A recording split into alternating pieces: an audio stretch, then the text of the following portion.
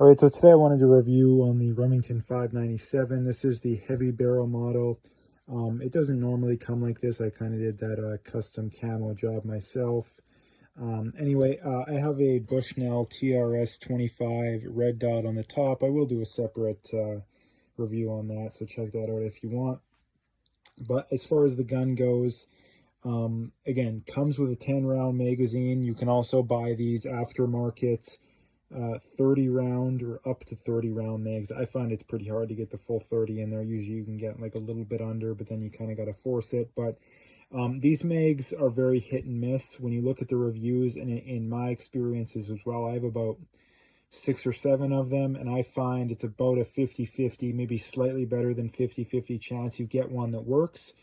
But when you do get one that works, they do work very well. And the other thing I would point out too is that the ones that aren't as good, they're not terrible, but they just jam up a little bit. But as far as the gun goes, very reliable gun, especially for the money. When I first got this gun, it was one of the cheapest semi-auto 22s you could buy. There was some that were cheaper, but it was pretty much it was cheaper than all the Ruger 1022s.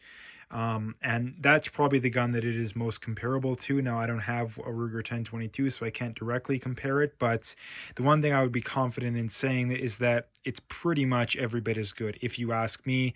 Now, some of the higher end Ruger 1022s probably not, but a standard Ruger 1022, I believe it would be just as good.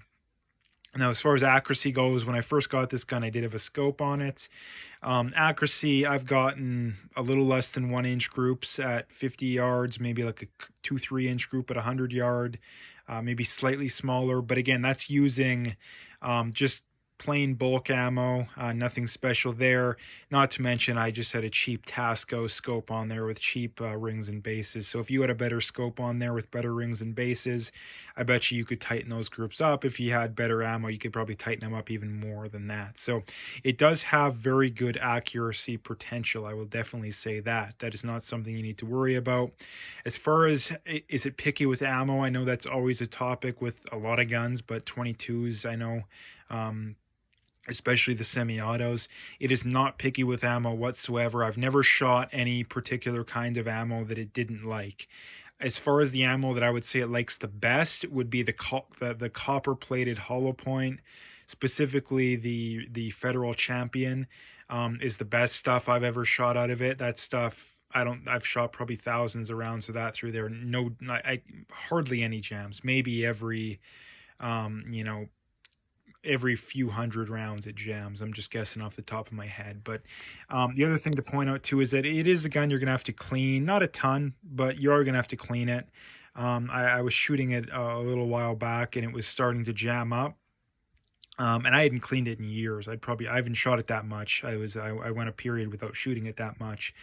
But I cleaned it and I've shot probably 500 rounds through it since then. And literally, I don't think there's been a jam. So again, if you are starting to get, and that's probably what I would suggest too, that you don't want to clean guns too much, but again, it can depend on the gun and everything else, so I'm not going to get into that. But long story short, if you're starting to have issues, I would just clean the gun, and then you should be fine, because in my experiences, I've always been fine when I did that. It was light striking was kind of what the main thing it was doing, and it was not ejecting fully. So those were kind of the two issues. But when I cleaned it, perfectly fine.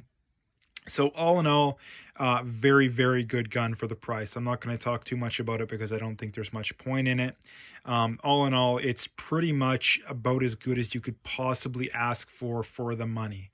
Again, Ruger 1022 is the most popular, gun in its class, or in this class, and I believe that it's every bit as good as it. Again, you can get the magazines. Again, they are kind of hit and miss, but they are still pretty good. The 10-round magazines are very good. I don't have one in front of me right now, but they are very good.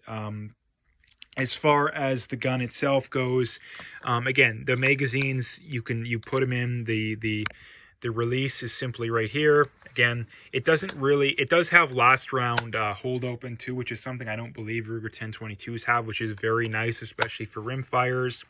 Again, inserting magazines, very easy. Again, you just simply push them up, you hear the click, you're good to go. Again, removing them, the mags generally don't drop free. Sometimes I've seen them do it, but most of the time you're going to have to pull them out. Now, the 10 rounders will. The 10 rounders are light enough that they will drop free.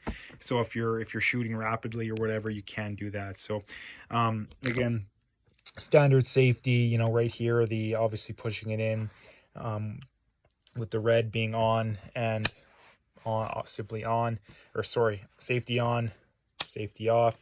Again, so very simple there. Again, I believe it's a 16.5-inch barrel. I don't know the weight off. I know it's a 16.5-inch barrel. I don't know the weight off the top of my head.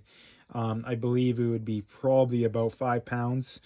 But again, I don't know the exact number. It is a pretty light gun. For a heavy barrel, it is surprisingly light. It is very easy to maneuver. That's another reason why I like this gun. The shorter barrel, it's not super short, obviously, but the shorter barrel makes it easy to maneuver whatever you're doing. So I like that. Again, very accurate. Again, all in all, probably 9 out of 10. There's not a whole lot more you can ask for a gun that you're not spending that much money on. So anyway, I'm gonna leave the video there. If you liked it, make sure to like and subscribe if you haven't already, and stay tuned for more.